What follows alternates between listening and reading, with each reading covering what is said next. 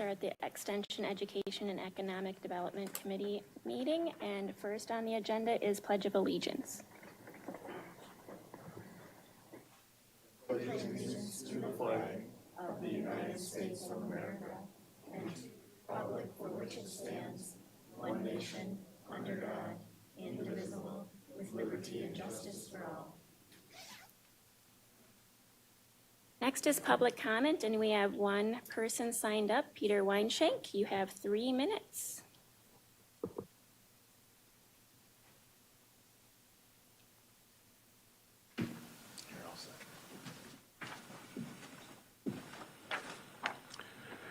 Good afternoon, Peter Weinshank. I live in Edgar.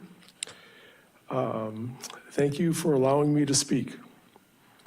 I have read Finance Director Fenskey's report on her Joint Review Board votes this past year, and while I appreciate the information, I'm concerned that in the 2 times that she voted against the City of Wausau TIF proposal, she cited economic development reasons, such as lack of jobs, housing, or increased property values, as the reason for her vote, not because of a lack of taxpayer return on investment.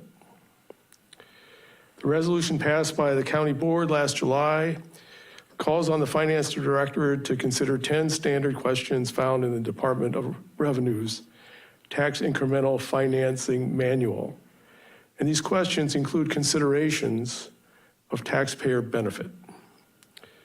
I do not believe the county's TIF resolution gives the Finance Director enough specific direction to protect taxpayers. As the County Board looks to review this resolution in August, I call on this committee to rewrite the resolution to require the Finance Director to factor in taxpayer return on investment as our criteria for voting on TIF proposals. Thank you.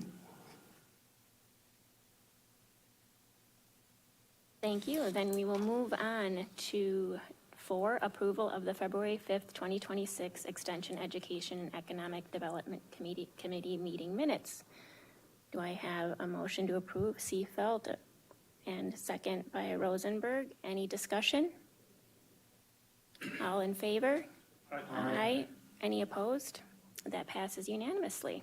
Moving on to 5, operation functions required by statute, ordinance, resolution, or policy, A and B. We have none. Moving on to 6, educational presentations and committee discussion. A, Finance Director update on TID meetings. Sam, you can stay there. Thank you. Good afternoon, thank you. In the packet is a memorandum outlining the last Joint Review Boards, or JRB, meetings over the last year. It kind of sets the background so that it states, kind of what statutes are involved in it, and some of the reasons why there is a thing considered as a Joint Review Board.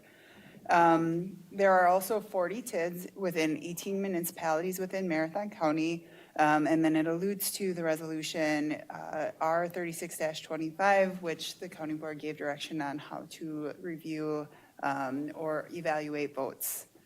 Going through this, some of the highlights that we had were there was 13 Joint Review Board meetings in 2025. A lot of these meetings had annual updates on how TID performance was going, so kind of the financial aspect, project updates, and then allows me an opportunity to ask them, when they expect TID closures to happen, ask about the projects that are going on, if there's any financial concerns to kind of address that. Out of those 13 meetings, there's only 2 that actually had votes that were required outside of approving minutes or putting on file the actual report. Of that, there was the Village of Athens. They had a TID district that crossed into a development plan, and they just wanted to subtract it out. Again, it's not meant to impact anything. It just allows that developer a little bit more flexibility. There's no TID money involved in it. That would be then perceived to be on our tax roll in the future. There didn't seem to be any impact for Marathon County. I did vote yes on that. City of Wausau, they did have 3. They had a amendment to add some project costs to something that seems to support some of the goals and kind of directives from the county. That's outlined in 1. There was another one that was to have a donor TID, which is just donating the proceeds from one TID to another one for financial cash flow. And then the third one involved adding project costs to a current TID that's there. The first one was a yes vote, the next 2 were no votes. Another highlight this year was in December of 2025, the City of Wausau had a TID closure. When a TID closes and there is a surplus of funds in there, that gets divided out amongst the taxing jurisdictions within the proportion that they're allotted to. So we received a check from them for $257,238. Going through then what's in the packet, there is the active TIDs that are in there. It will tell you what municipality it's in, as well as the resolution date and the creation date. And then if there was any extensions on there, just kind of a monitor to see when these TIDs are closing. Below that, I created the chart then to have just based on how many TIDs are in each municipality. That very last page then is just a listing of the dates, the municipality, and kind of a summary of the purpose for the meeting, whether it was just an annual review, whether it was a presentation and discussion of upcoming votes, or if there was anything else that was noted in there. I tried to keep that in that summarization. Excellent, thank you very much. Is there any questions or comments? Okay, go ahead. Considering the public comment, I'm just wondering if somebody in here can talk about how we would measure the taxpayer ROI that the speaker is questioning. Is there anybody who could address that at all, if that's even possible to do? There are certainly ways to do that. And Mr. Weinshank, when the county board was considering the resolution that Sam referenced in her memo, did originally, I mean, you kind of went back and forth, this committee, do you want to have a taxpayer ROI, a specific way to do that, to calculate that? So short answer, yes. The math could be different depending on which way you looked at it. You did have this 10 standard questions that were referenced, and Sam has that in her memo as well, kind of the thought process of the questions she asks herself when how to evaluate a particular vote. I don't know if anything else you want to add on that one, Sam. Absolutely. There is a way, depending on what it is that's being kind of evaluated as considered as ROI, whether it's a fiscal on the tax dollar. And sometimes that can be challenging. Some of it is subjective. You know, there are TIDs that are created for, you know, blight mitigation or environmental remediation. So being able to put a tax dollar on that like you could with a new residential development or business growth, how do you then encompass things like sales tax or equalized valuation is a huge one. Or just having, you know, on the environmental remediation, is it the goal was clean water or chemical cleanup? That might not have a fiscal return, but it might have an environmental or health return. So like I said, that one gets a little bit more complicated, but with further directive on what specifically you would like to evaluate that on, we can most certainly formulate a calculation. And so just as a follow-up, is that discussed at all in your meetings? Are those things considered or not at all? Yes, so when we look at that, again, it can't just be fiscal, it can't just be environmental, it's kind of that determination on what's the goals of the county and what's that ultimately going to do, and when it was set up, is that project or those projects, is that fulfilling those needs that were there? So we do discuss that. If it was set up as an environmental kind of TID district, are they achieving those project requirements or goals that they had? Sometimes these TID districts will change a little bit, you know, maybe maybe that business model looks a little differently. Maybe they had an opportunity to put a subdivision in there.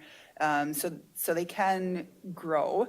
But yes, we do kind of have those conversations about, are we meeting what it was created for? Yes. Anyone else? Go ahead. Thank you, Chair. Thank you, Chair. I think there's a lot that goes into a calculation like that, and I think Sam did a good job answering that. There's a lot of subjectivity to it, especially when you're talking about environmental remediation and things. You're not going to see a direct dollar amount that's going to come back, but those are costs that the municipality is going to have to take on. Blight elimination's another thing. It's hard to capture. I've seen some analysis of this that are really subjective in nature and not really encapsulating the whole picture. One thing, and just looking at the active TID role in the packet, there's a couple of these that are going to be closing. I think Cronin-Witter closed TID number 3 recently.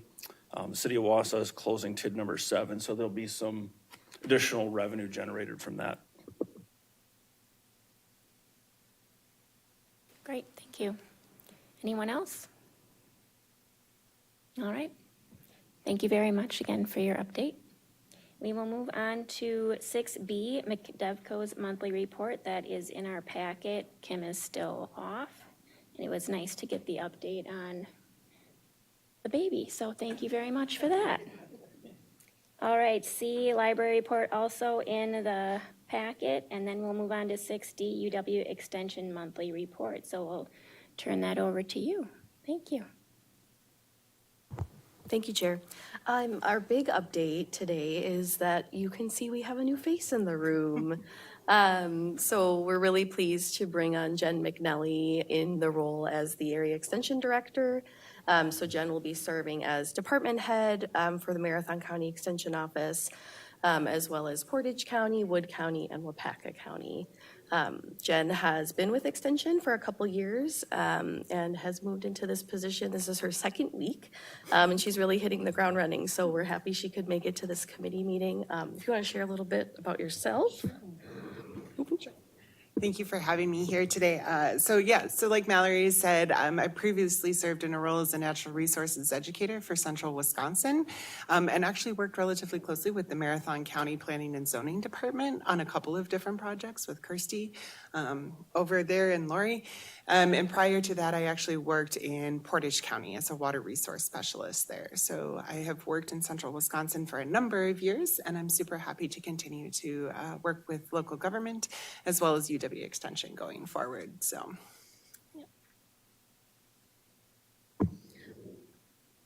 I think the only other item we had was kind of a highlight. I think last month we had a question about the grower conference kind of directed at Hmong farmers last time. And so I just wanted to provide that. It's on the last page of the extension packet.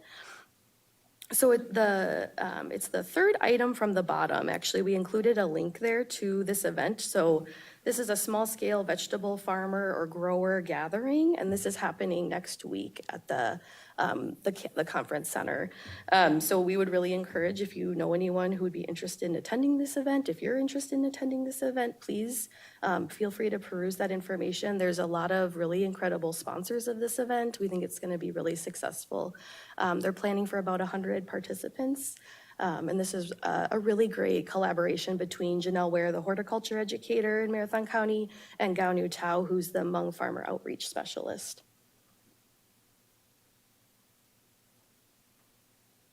All right, super. Does anyone have any questions or comments? Right, well, welcome. You're still smiling, so it must be going well. That's good news. Thanks for coming and introducing yourself. Very nice to meet you. We'll move on to E, UWSP report. Do we have any, Miranda, on? No? Okay, and then F, update on WCA conference, presentations and materials related to economic development. What do we see on the horizon for the upcoming board term? Turn it over to you. Sure, I'll start. I was one of the lucky individuals that attended the Wisconsin Counties Association Legislative Exchange, Legislative Update. I'll go through, I'm not going to go through everything on the agenda, but just kind of big picture takeaways from my side, and if there are any board members online that were able to attend in the event. Materials should be on the website shortly. I tried to look today. It didn't look like they were up on the website as of yet, but they should be, again, they should be shortly. So in terms of the information that you get at the legislative exchange, for those of you that have gone there before, a lot of it at least starts with, this is the end of the legislative session, so there's a lot of things trying to be crammed through, and they give everybody in attendance a high-level overview of what some of those things may be. So the food share bill is a big issue for counties, of course. The counties in the state of Wisconsin were one of the handful of counties where the responsibility for eligibility determination is borne by the county. And why that's important is if your eligibility determination process has a high enough, doesn't have a low enough error rate, you can be penalized, and that comes with, that's a financial penalty. So for Wisconsin counties, the changes that happened as a result of the federal action through, I think it's HB 1, the big beautiful bill that changed the timing for how frequent those eligibility determinations needed to be. That matters to counties because it's more staff time without more money for staff to do the work with the potential penalty. Wisconsin across the board has a very low error rate, which is good. Speaks again to the efficiency of counties, but that's was a big concern. So there were negotiations at the state level about what does a fixed bill look like in terms of resources from the state to help counties. So we got a little bit of an update of that those negotiations were happening. My understanding is that did pass. It made its way through the legislature, but I haven't seen the final outcome on what that looks like. I also could be wrong, but I'm sure we'll get further updates from WCA in the coming weeks once everything is truly wind down. So that was one item. A lot of discussions about a PFAS bill that was that the legislature's been working on for a number of years to try to really deal with some liability concerns and also allocate some funding. My understanding as well that is likely, if it hasn't gone through, that they thought it was likely to go through. Supplemental court funding, so in the last biennial budget, you'll recall that our court funding, it was a big push for WCA, was to enhance the court funding for counties. Again, circuit courts are a partnership between counties and state.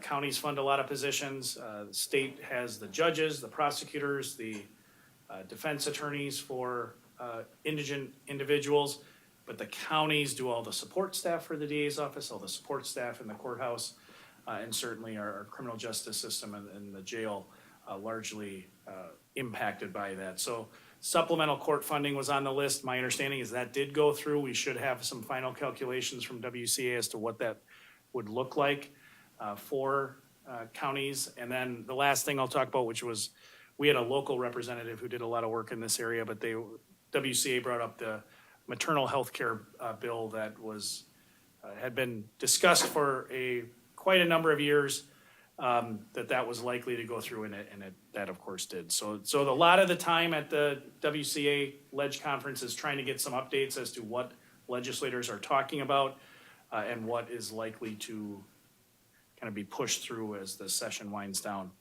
There's also, you'll see from the agenda, a legislative update from Andy Phillips. So my brief recitation on what Andy talked about, he hit on a number of things, but a lot of talk around the state of Wisconsin about renewable energy, data centers, battery storage regulation, because again, of county's role relative to zoning. So that was a fair amount of what Andy kind of tried to lay out in his time in front of the attendees. I can say he's going to be here. Chair Gibbs made arrangements with Attorney Phillips and the Counties Association to have not only Attorney Phillips, but also their legislative lead, Colin Driscoll, to come to your March meeting to give, quite honestly, I think a similar presentation about the scope of county authority relative to regulation and siting for renewable energy. As it relates to battery energy storage systems, they call them BESSes. We're one of the few counties, I would say that it's the minority of counties that actually have an ordinance. We do have a battery energy storage system ordinance on our books. It's in chapter 17, I want to say it's 17.409. That said, we're always looking to improve those ordinances, and staff are working to do that. Kenosha County is kind of a hotbed for data center expansion right now. And they had made some updates to their battery energy storage system ordinance that I provided to staff, so they're looking at that. So that's the legal update side. You'll see from the agenda a fair amount of time. There was a specific section section of the presentations talking about transportation funding, specifically a sustainable funding discussion. Just brief means of background. A couple of years ago, there was the Just Fix It campaign that Wisconsin Counties Association, working with the Transportation Development Association, moved forward really to deal with some significant lag in routine maintenance funding. They're trying to move beyond that targeted campaign to something more broad, again, sustainable funding. Marathon County did pass the template resolution that WCA put forward to go to all counties for that sustainable funding request from the state of Wisconsin. The background behind that, at least some of it, is related to the fact that the gas tax in the state of Wisconsin, which is a significant portion of the funding for transportation, that is not indexed. They're not saying that, hey, we need to index the gas tax to be the solution, really just challenging our state leaders to really start to have a conversation about what sustainability looks like. And then the last thing that I also included in the packet was there's always a presentation from Forward Analytics, the data people at the Counties Association. And generally speaking, those are the very depressing presentations where we talk about the fact that there are either our revenues are not growing as our costs are increasing, or the demographic challenges that I know this committee has talked about, or housing costs or things of that nature. So a bit more of the same. The presentation was really framed around affordability, which I know this committee, in looking at economic development, and like I said, you've talked before about housing and talked before about childcare and things of that nature. This was really a broader conversation around affordability. I won't go through the entire paper that I included. This followed the presentation that they made this live. But it really dives in beyond the numbers of CPI. If you look at median income since 2000, I think the article references that, hey, it's gone up about 90%.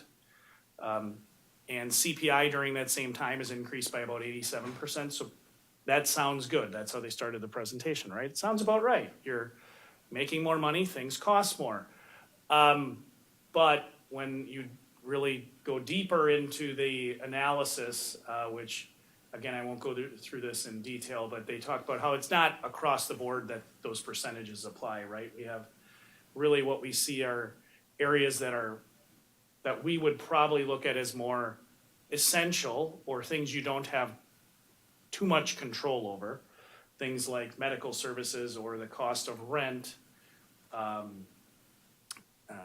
housing, college tuition.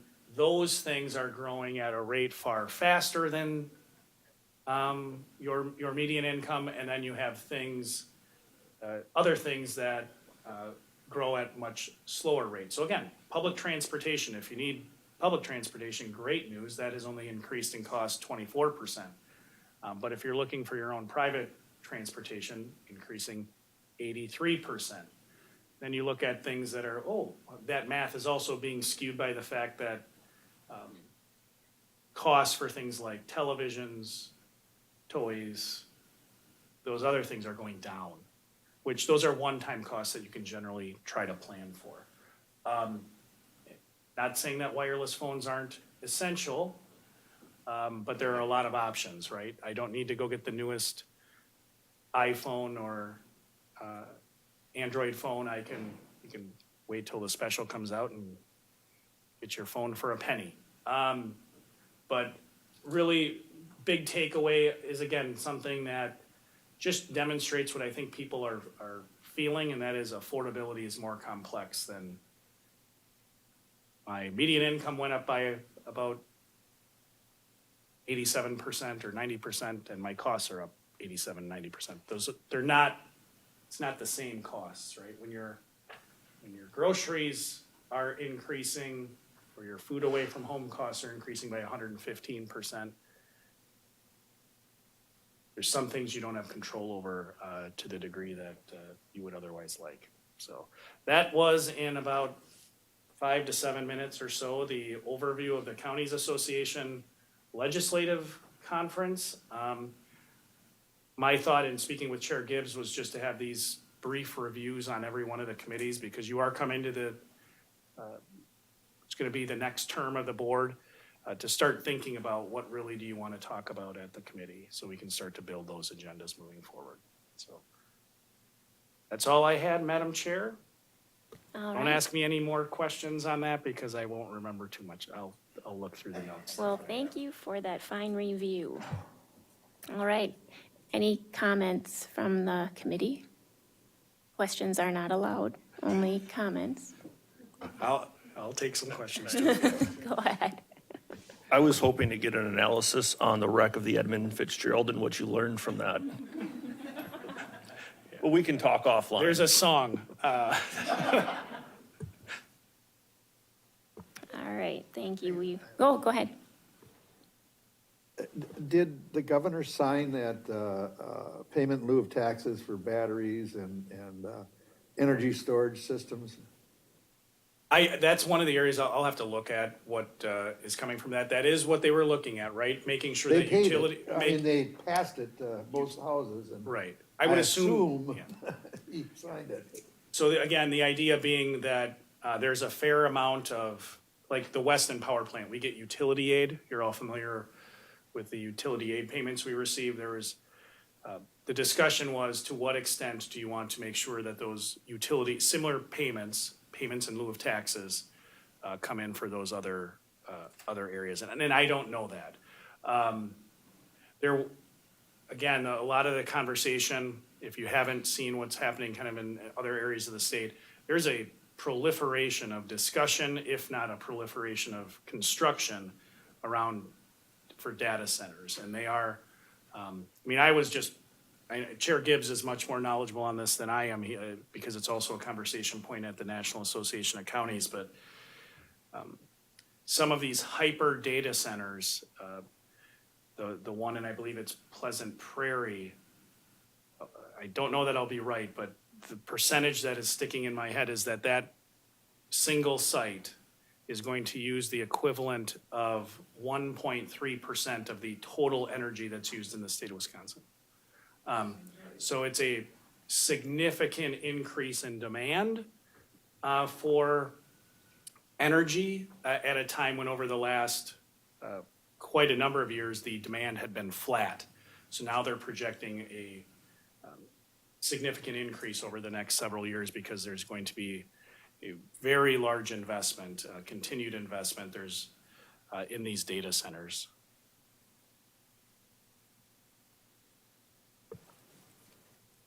Anything else? No? All right, then we'll move on to 7, next meeting date and time, announcements and future agenda items. A, committee members are asked to bring ideas for future discussion. And B, next meeting Thursday, April 2nd, 2026 at 3:00 p.m.